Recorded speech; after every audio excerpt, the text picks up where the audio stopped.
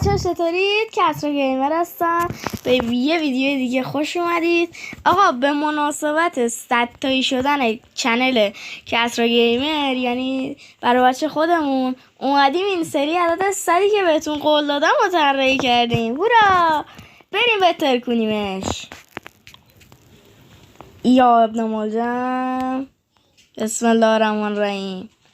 بچه ها لگم، بچه ها اینجا هم ترکید. آقا خدای شما اون چیزی که من دیدم رو دیدید؟